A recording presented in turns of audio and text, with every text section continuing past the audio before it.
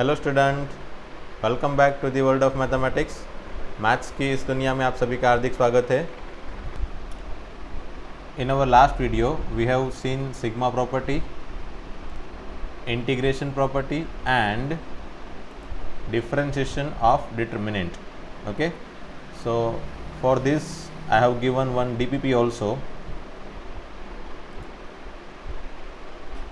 This is what the DPP 7.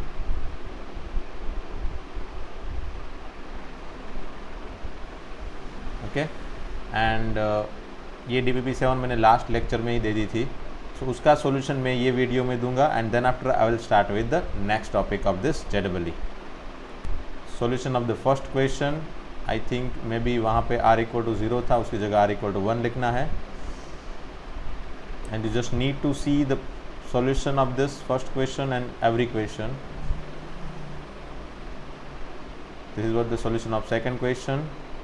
Here they have given data in form of r, but here we need to find sigma dk. So first of all I need to replace this r with k, and then after you just can give sigma at both the side, and similar things you can apply and you can get your answer with the same rules.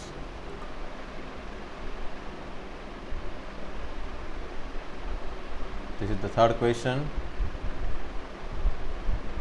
See, I have given solution of each and every question, detailed solution of each and every question, so you can easily understand, and if you cannot understand you can ask me anytime, anywhere.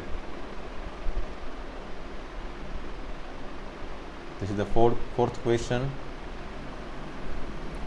Pause the video in between and you can see the solution. Here you get triangular determinant, and in triangular determinant just the solution is multiplication of diagonal element. वो मैंने पहले ही दिखा दिया था, पहले ही बता दिया था. सो जो चीज़ें मैं आगे जो हिंट दिखाई थी, शॉर्टकट दिखाई थी, वो चीज़ें जो आप जहाँ पे यूज़ होगी वो सब मैं दिखाते जाऊँगा. This is d1 plus d2 plus d3 plus d4 plus d5. It means sigma dp, p equal to 1 to 5. So similar things you can apply.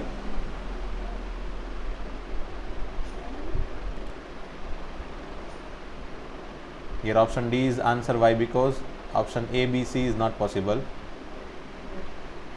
Answer is negative, that's why you don't need to calculate the exact answer, you just put option D. Then this question number 6 is similar to or same as question number 2. Okay, just somewhat pattern or format is different. Question 7, again sigma.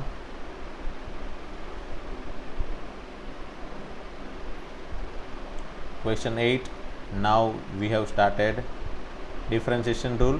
यहाँ पे मैं first method मैंने बताई कि first method में क्या problem होगी, हो सकता है but it will take much time and lengthy calculation हो जाएगी. सो डिफ्रेंशिएशन डायरेक्ट करने से अच्छा है, मतलब यहाँ पे डिफ्रेंशिएशन डायरेक्ट करना पड़ा क्योंकि लिमिट अगर हम अप्लाई करते हैं तो एफ डैश 0 बनेगा and f dash 0 can be 0 tends to 0. So 0/0 format will be create in this question. Hence you can solve it by having differentiation at numerator and denominator. So f double dash x by 1, and if you get this one after applying the limit x tends to 0, you will get f double dash 0. So you need to find f double dash 0, and to find f double dash 0 we need to check 9 determinant, क्योंकि f dash x में 3 determinant बनेंगे और वो 3 determinant के again 3 अलग अलग determinant सभी के सेकंड डेरिवेशन में.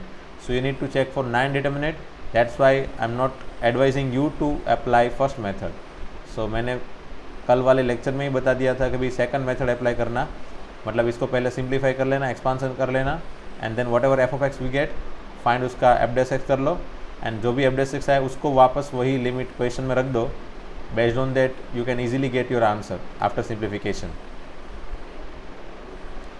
This is the 9th question. Just need to find t. By putting lambda equal to 0 you can easily get our answer, that is t. ये 10 नंबर का क्वेश्चन में भी थोड़ा ट्विस्टेड है, आप लोग को पहले पता नहीं चला होगा कैसे करना है. See first I have put x equal to 1 over here, so that I get a plus b plus c plus d plus e. Okay, I get this one. This is result 1. But I need 5a, 4b, 3c, 2d, e. तो मैंने क्या किया, इसको एक बार differentiate कर लिया। After differentiation I get this particular term. अब मैंने x इक्वल टू 1 रख दिया, तो इस तरफ बन गया 4a plus 3b plus 2c plus d, और इस तरफ भी x इक्वल टू 1 रखने पे जो भी सिंप्लीफिकेशन आएगा उसका आंसर यहाँ पे बन गया -11। So as you can see second and first result को ऐड करने पे, जैसे ये a है और यहाँ पे 4a है तो 5a, इसी तरह से 3b, वहाँ पे b था 4b, 2c वहाँ पे c था तो 3c, d plus d 2d and e, वहाँ पे एक e था। सो ये रिजल्ट 1 एंड रिजल्ट 2 का एडिशन करने पे मुझे आंसर जो भी क्वेश्चन में चाहिए वो मिल गया। ओके, देन क्वेश्चन 11 अगेन, ये क्वेश्चन भी थोड़ा ट्विस्टेड है। ये डिफरेंशिएशन चैप्टर अभी तक चला नहीं है, इसलिए आप लोग को थोड़ा इसमें दिक्कत होगा, क्योंकि ये nth डेरिवेटिव है। वैसे nth डेरिवेटिव अभी तो आपको पता नहीं होगा, फिर भी मैंने कोशिश की है छोटी मोटी। हाँ, और एक चीज़ यहाँ पे सेकंड एंड थर्ड डिटर्मिनेंट 0 हो गया, उसका रीज़न क्या है, क्योंकि फर्स्ट रो ही सिर्फ x वाली है, बाकी सेकंड एंड थर्ड रो में x नहीं है। इसका मतलब क्या हुआ कि यहाँ पे सेकंड डिटर्मिनेंट में सेकंड रो का डिफरेंशिएशन होता है एंड थर्ड डिटर्मिनेंट में थर्ड रो का डिफरेंशिएशन होगा, but third row and second row is constant, that's why second row में सेकंड डिटर्मिनेंट में सेकंड रो का डिफरेंशिएशन 0 हो जाएगा because of this constant, and third determinant में थर्ड रो का डिफरेंशिएशन 0 हो जाएगा, 0 0 0। So the answer will be 0 for second row and third row. तो ऐसा एक रूल्स हो गया कि जब भी एक ही रो वेरिएबल हो, डिफरेंशिएशन करने के टाइम आप बस वही वाली रो को डिफरेंशिएशन करते जाओ, क्योंकि बाकी के दो डिटर्मिनेंट तो हमेशा ही 0 बनेंगे। So don't need to write this second and third determinant, आप डायरेक्टली ये डिटर्मिनेंट को बस फर्स्ट को डिफरेंशिएट करते जाओ, फर्स्ट वाली रो को, एंड आगे बढ़ते जाओ, तो ऐसे हो जाएगा। सिमिलरली सेकंड डिफरेंशिएशन करने के टाइम भी मैंने पहली वाली रो को ही डिफरेंशिएट किया, आगे फिर यहाँ पे लिखने की ज़रूरत है नहीं, है ना। ऐसे करते जाओगे तो फिर nth डेरिवेटिव आएगा। अब nth डेरिवेटिव तो यहाँ पे मतलब ये पहले वाले x टू n का भी nth डेरिवेटिव, फिर ये sin s का भी nth derivative and cos x का nth डेरिवेटिव होगा, इस तरह से, बराबर। तो nth डेरिवेटिव इसका क्या होगा, तो x टू n का nx टू n -1, उसके बाद इसका n into n -1 x to n -2, ऐसे उस तरह से चलता जाएगा। तो n n -1 n -2 n -3 ऐसे बनता जाएगा। लास्ट में यहाँ पे पावर x टू 0 हो जाएगा nth डेरिवेटिव में, हैंस n n -1 n -2 करते करते लास्ट में 1 तक, सो वो बन जाएगा n फैक्टोरियल। फिर है sin x का डिफरेंशिएशन का फॉर्मूला अभी याद रख लो, ये कैसे बनेगा, that will see whenever differentiation we will study. Okay, and cos x का भी nth डेरिवेटिव का फॉर्मूला ये अभी याद रख लो। Okay, so as you can see second and first row will be similar, answer is 0। Similar चीज़ यहाँ पे भी 12 नंबर के क्वेश्चन में भी पहली रो ही सिर्फ x वाली है, बाकी दोनों रो कांस्टेंट है, इसीलिए सेकंड एंड थर्ड डिटर्मिनेंट 0 हो गया। बाकी सब कुछ f" x फाइंड करो एंड देन x की जगह 0 रख दो, you will gate your answer. And इसमें भी सिमिलर चीज़ें, f" x करने पे ये अगेन फर्स्ट रो में ही वेरिएबल है, इसीलिए just you need to differentiate the first row, and second and third determinant लिखने की ज़रूरत ही नहीं है, क्योंकि उसमें आंसर 0 हो जाएगा। अगेन डिफरेंशिएशन एंड नेगेटिव बाहर निकालने के बाद जो भी फॉर्मेट बना वो अगेन f(x) जैसा बन गया। So the answer is f"x equal to -f(x), option B. Okay, so this is what the solution of DPP 6, sorry DPP 7. Okay, let's start with the topic number 3 for JEE. Here we have some important results that you can directly apply in question so that you can easily solve the question.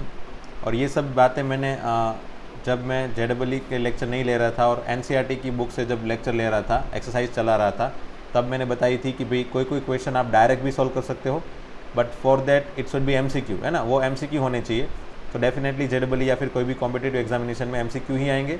Option वाले question होंगे तो आप वहाँ पे method दिखाने की ज़रूरत है नहीं, यू कैन अप्लाई शॉर्टकट और you can say you can apply this result directly. अब ये रिज़ल्ट जो है उसको याद रखने का तरीका मुझे बताना है, क्योंकि ये रिज़ल्ट ऐसे कितने हो गए, टोटल 5, वी हैव 5 रिज़ल्ट। तो ये 5 रिज़ल्ट कैसे याद रखा जाए वो दिखाता हूँ। चलो पहले सबसे पहली चीज़ तो आप हर एक डिटर्मिनेंट में देख लो, कोई एक रो या कोई एक कॉलम 1 1 वाली है, 1 1 वाली, जैसे फर्स्ट में, सेकंड में, थर्ड में है नहीं, बट वो है एक्चुअल में। देखो थर्ड वाला जो फॉर्मेट है ना, फोर्थ वाला फॉर्मेट जैसा ही है। इट मीन्स कि इसमें भी आप ये 1 1 वाला फॉर्मेट बन जाएगा। और इसमें भी है 1 1 1 1, बराबर। वेल ये जो फोर्थ है उसको आप, मतलब ये थर्ड है उसको फोर्थ में कन्वर्ट कर सकते हो, ठीक है। दूसरी चीज़, यहाँ पे सभी ABC या फिर कोई भी XYZ के फॉर्मेट में होगा, तो ये जो भी फॉर्मेट है वो सिमेट्रिक होगा। जैसे यहाँ पे XYZ हो तो यहाँ पे x square y square z square, यहाँ पे XYZ तो XY YZ एंड ZX, ठीक है। यहाँ पे कुछ एरर है, यहाँ पे 1A तो यहाँ पे BC होगा, so let me resolve it. ये BC है, ठीक है, ये BC है। फिर ये A1B तो ये यहाँ पे होगा AC, बराबर AC, और ये होगा AB, ठीक है, इस तरह से होगा BC AC BC AC and AB, ठीक है। अगर इस तरह से है तो भी इसमें भी सिमेट्रिसिटी है, देखो। फिर यहाँ पे भी ABC A square B square C square और उसके सिवा सभी जो भी एलिमेंट है वो सब सिमेट्रिक है, ABC उसका स्क्वायर और उसके सिवा जो भी टर्म है वो। और यहाँ पे भी देखो स्क्वायर है, क्यूब है, और यहाँ पे भी 1 पावर है, 3 पावर है, तो सब में अलग अलग फॉर्मेट है। बट कहाँ पे कौन सा फॉर्मूला लगाना है वो कैसे देखना है, तो उसको देखने के लिए आप ये सोचो, यहाँ पे पहले वाले डिटर्मिनेंट में क्या है, देखो क्रॉस में डायगोनल के एलिमेंट देखो और उसके पावर देखो। यहाँ पे पावर कितना हो जाएगा, मल्टीप्लाई करने पे 1B एंड C स्क्वायर, तो टोटल पावर कितना हो गया, इसकी डिग्री हो गई 3, ठीक है। यहाँ पे डिग्री हो गई 3 LHS साइड में, तो RHS साइड में भी डिग्री कितनी होनी चाहिए, 3। तो RHS साइड में फर्स्ट टर्म मल्टीप्लाई कर देना सबके, तो इसकी डिग्री हमेशा ही 3 होगी। तो बस ये नोटिस करो कि यहाँ पे अगर डिग्री 3 है तो डिग्री 3 वाला टर्म तो यही होगा, बस दिस वन, है ना, डिग्री 3 वाला टर्म तो यही होगा। क्योंकि आप देख सकते हो ये पांचों फॉर्मूला में सिर्फ डिग्री 3 वाले ये दोनों ही है, और ये दोनों में आप देखना डिग्री 3 ही आएगी। जैसे यहाँ पे LHS बनाओ, यहाँ पे LHS बनाओ, क्या बनेगा देखो, 1 into B into AB, so total power कितना हो गया, इसका 1 इसका 1 इसका 1, तो इट मीन्स कि डिग्री 3 हो गई, है ना। तो यहाँ पे डिग्री 3 है तो डिग्री 3 वाला टर्म तो यही है ना, इसमें भी डिग्री 3 ही होगी। सो डिग्री 3 की सिर्फ ज़रूरत है तो ये 3 टर्म लिख दिए, बराबर।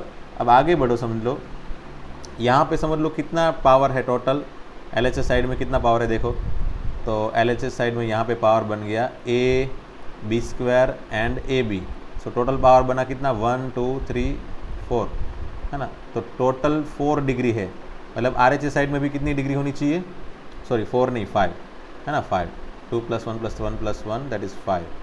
तो RHS में भी कितनी डिग्री होनी चाहिए, 5। तो 5 डिग्री के लिए अगेन 3 डिग्री तो यहाँ से ही बन जाएगी, ये तो फिक्स है सभी में, देखो सभी के फॉर्मूला में A - B B - C C - A fix है, तो सभी में 3 डिग्री तो इसी से बन जाएगी। बाकी की 2 डिग्री किससे बनानी है, तो बाकी की 2 डिग्री डेफिनेटली यहाँ पे 2 टर्म के मल्टीप्लिकेशन लेते जाना, है ना, 2 टर्म के मल्टीप्लिकेशन लेते जाना, ऑटोमेटिकली बाकी की 2 डिग्री मिल जाएगी, है ना।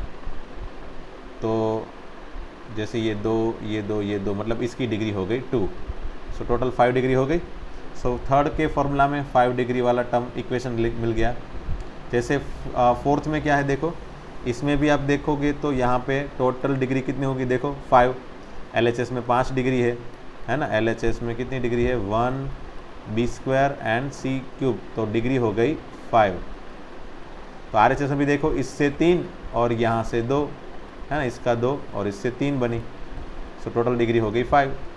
So you should get similar degree at both the side, दोनों साइड सिमिलर डिग्री आ जाएगी तो आंसर आ जाएगा। जैसे यहाँ पे देखोगे 1B C क्यूब कितनी डिग्री हुई 4, तो यहाँ पे इससे 3 डिग्री बनी, तो 1 डिग्री फिर एक टर्म ले लिए मैंने, तो इससे 1 डिग्री मिली और इससे 3 डिग्री मिली, है ना। So here we get 4 degree, ठीक है।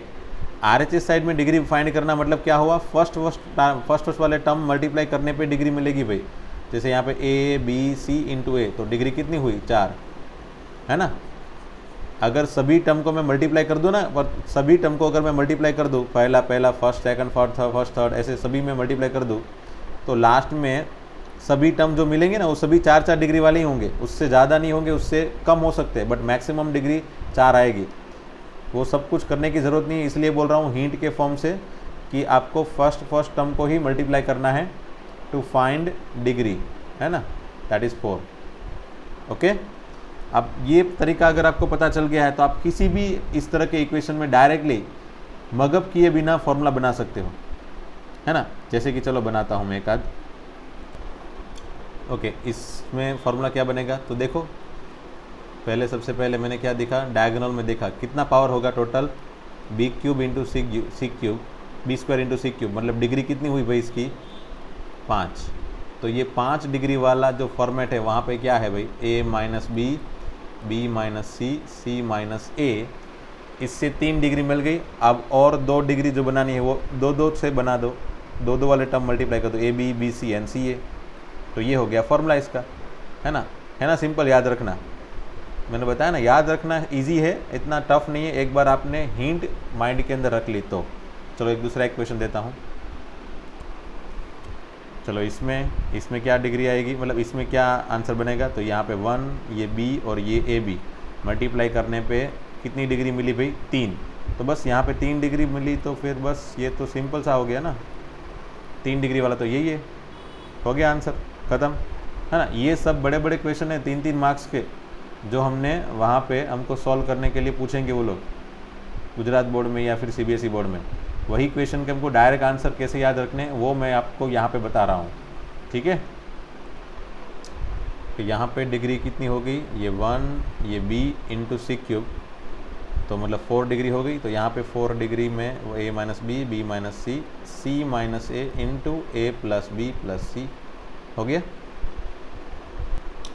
यहाँ पे इसमें देखो a into B square into A B, मतलब डिग्री कितनी हो गई भाई, A B square A B 1 1 1 5 degree 5 है, बस बना लो, a minus B minus C minus A, 3 degree इससे बन गई, और 2 डिग्री किससे बनेगी, A B plus B C plus ए सी, ख़त्म, है ना। ये हो गया फॉर्मूला इसका, ठीक है।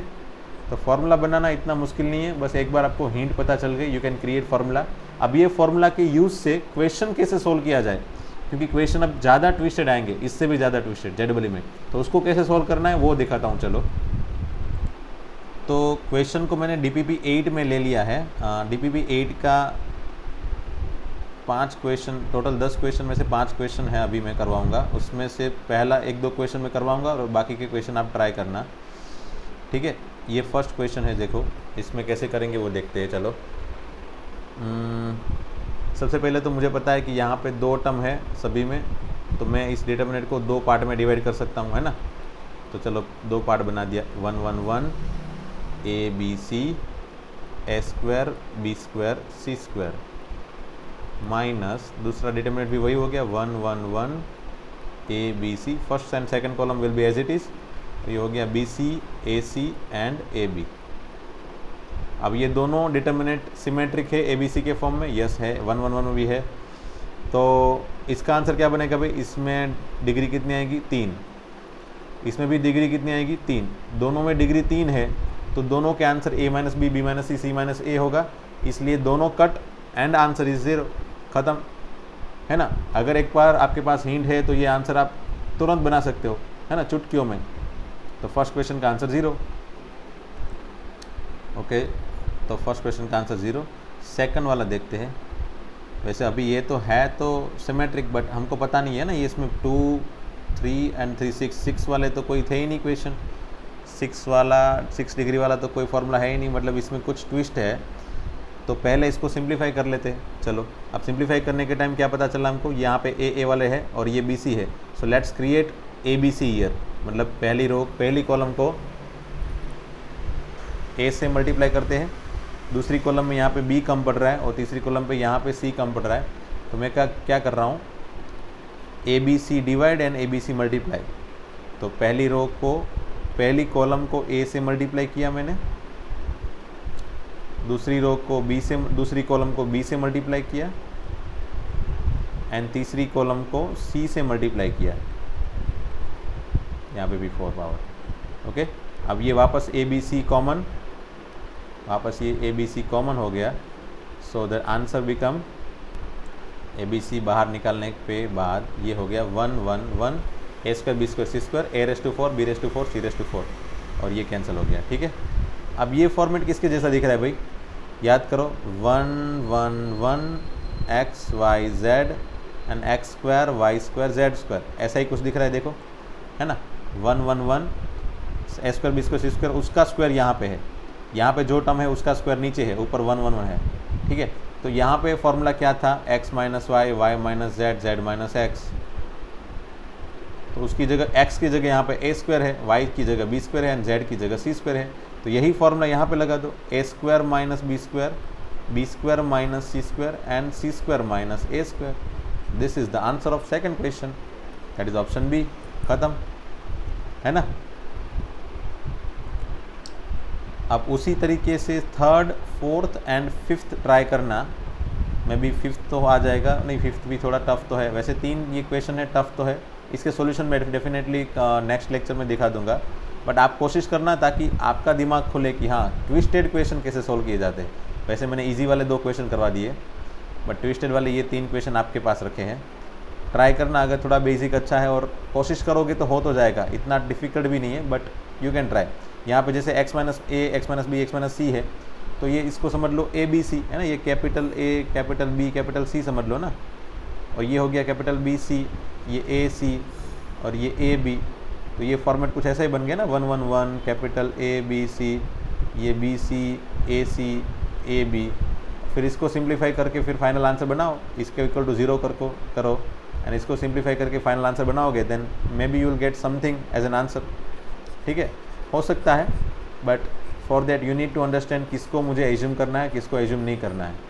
ठीक है, और यहाँ पे भी x रेस टू n पहली रो में से कॉमन, दूसरी रो में y raise to n and z raise to n common निकालने के बाद जो बचेगा, उसके बाद दोनों साइड, हाँ इसको एज इट इज़ रखना भाई, इक्वल टू ये दिया है। फिर जितना हो सके फिर इसका फॉर्मूला लगा के जितना हो सके उतना कैंसिल करके फिर n क्या बच रहा है वो देखना, definitely you will gate your answer.